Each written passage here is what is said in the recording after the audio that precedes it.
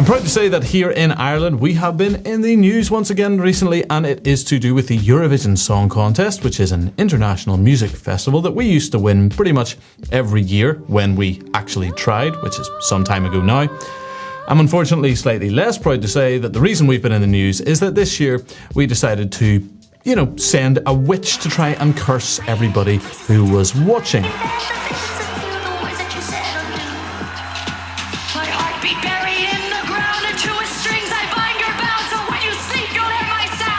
So, a little bit of give and take, publicity good, attempting to demonise and damn all of the viewers in this once child-friendly show, less good. Her name is Bambie Thug, and here she is acting in the sort of dignified manner that you would expect of someone representing their nation to the world. What makes me special? Come on! Come on! Do you know what makes me special? I'm a queer. And I'm a witch! Now, there is, of course, plenty we could say about this, but the thing that I want to comment on is something that was doing the rounds on the internet. Now, to briefly caveat what I'm about to say, anytime a man comments on a woman's looks in any direction, particularly a Christian man, you're going to get hate in one direction or the other. You're either going to get accused of being, sexist and lustful, or you're going to get accused of being mean and derogatory. I am going to do everybody a favour and allow you to accuse me of doing both. There's a before and after picture of this lady doing the rounds on the internet, and in the before picture, she is a good-looking young woman, right? She's pretty, I think that's fair to say. And in the after picture, well, without wishing to be mean, she looks like, how do we put it? She looks like, that bit in The Matrix where Neo wakes up for the first time and he's covered in slime and he's pale and he's got all these sort of pipes sticking out of him. She makes that version of Neo look like a young and surprisingly well put together Brad Pitt. Now, am I just saying this to make fun of her looks? I'm actually very genuinely not. There's actually an important point here regarding aesthetics and what we believe. See, this woman doesn't naturally look the way that she looks now. She very much did this to herself, and the reason that she did it to herself is because she believes in these things. She believes in witchcraft, she believes in queerness, and that is directly tied to how she now presents herself to the wider world. And it got me thinking about aesthetics in a whole wide variety of areas and how we're seeing what many people have termed as the uglification of our society. Let's look at art. Art used to be primarily religious, or at the very least it was pro-beauty, it was pro-aesthetics. There were images of the divine, of the sacred, and sometimes that could get pushed too far and it could be a violation of the second commandment, but nonetheless, the orientation of that art was upwards, it was towards God. We also had art that was oriented towards God's creation, seeking to reflect what beauty he has made in the world around us. Now, artists have always been weird, right? Sorry, artists, but if I'm honest, you guys are an absolute shower of freaks. Nonetheless, though, this weirdness took a strange turn in the 20th century. In the 20th century, what we saw is that they began to depict not beauty and order, but chaos and destruction. If you look at Pablo Picasso, his early works were originally much more beautiful and much more normal, and then it went on to really reflect chaos and nihilism.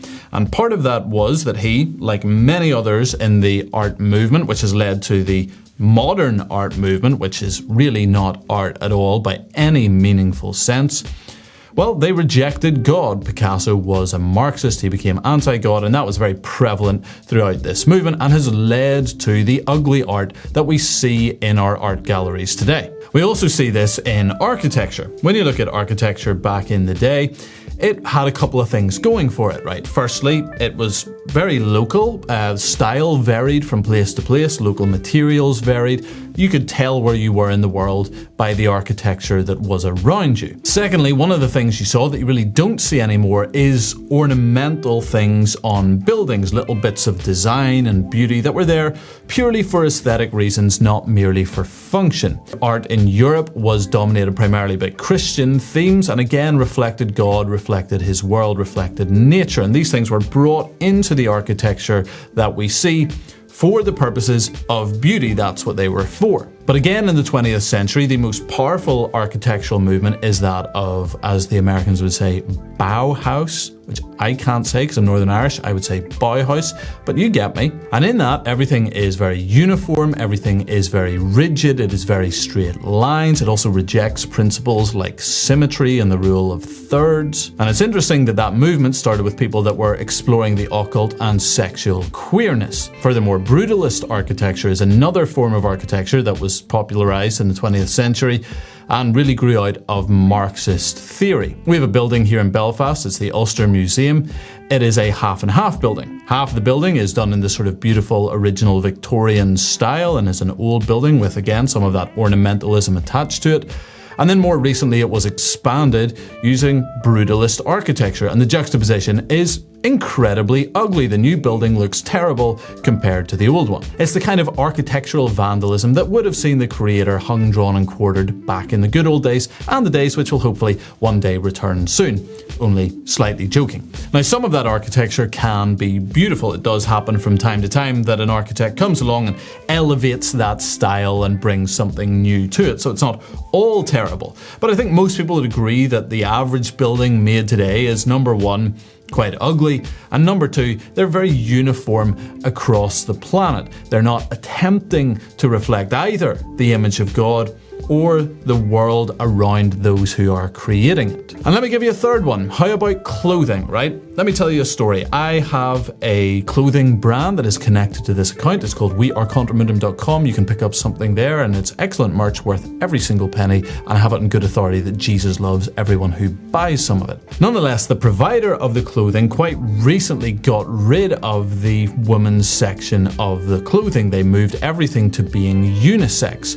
Generally speaking, I don't think that's actually a very good idea. I think men's and women's bodies are shaped differently, in case you hadn't noticed. And whilst I don't think we should have slutty clothing, clothing should reflect the body that it is going to be placed on, right? I think that's a pretty normal thought to have. But once again, when you look at how we got to our modern clothing designs, well, you look at people like Yves Saint Laurent, very French name there, who had this warped sexual book. You look at Christian Dior, who was involved in astrology and the occult. You look at Coco Chanel, once again, another one of these lovely Marxists that seem to be involved in the destruction of everything around us, right? And modern fashion shows, what are they? Basically, they're nothing more than humiliation rituals, as are quite a lot of the things that we see people actually wearing around us. Now, we could go on and on and on. We could talk about the removal of beauty from music. We see rap music is really removing tune from music.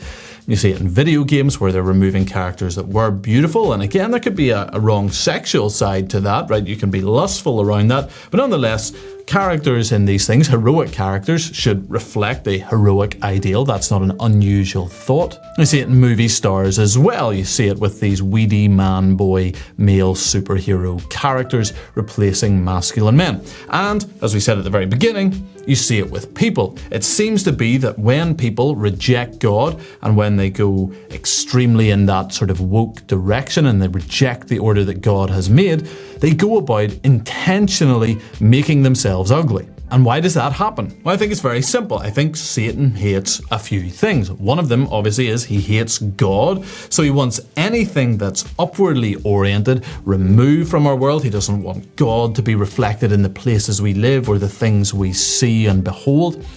He also hates the image of God. He wants that to be, whether it's covered up in clothing that looks like a sack of potatoes, whether it's tattoos, and I'm not against tattoos per se. I don't think it's sinful to get a tattoo, but there is an extreme point to which you can take this where your whole body is disfigured by tattoos. Same thing with piercing. Sometimes it's not decorating, it's defacing. And there's a whole bunch of other weird stuff that people do that take a girl who once looked like this to now looking like this. And as many people have said before, ideas have consequences. And I think one of the big ideas that we've got wrong is this idea that beauty is in the eye of the beholder.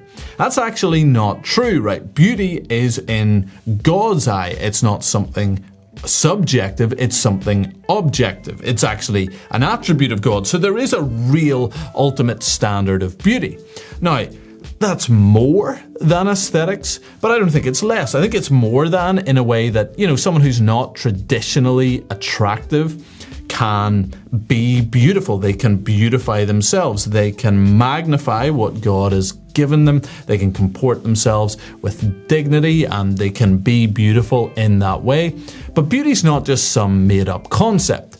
Humans, I believe, are wired to need beauty in our lives because we need all of God in our lives, and God is beautiful. Beauty is good for our soul. It orients us towards the divine. As Stephen DeWitt said, beauty is both a gift and a map.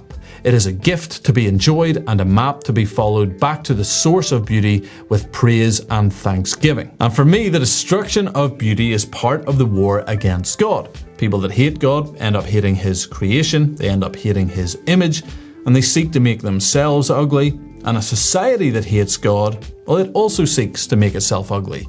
And as Christians, we must fight for beauty because we're fighting for every aspect of God's presence in our lives. If you like that video, please gently press the like button. Don't smash it. We do not smash like buttons on this channel. We press them normally. They work just the same, normally pressed. You can also, as I said, buy something from wearecontramuндum.com and check out all of our stuff on Clear Truth Media, which I forgot to say I am editor-in-chief for. My name's Jamie Bambrick. You probably know that by now. You've read it below. It's not very difficult to figure out. Anyway, also, the YouTube algorithm, if you're watching there, wants you to watch this video.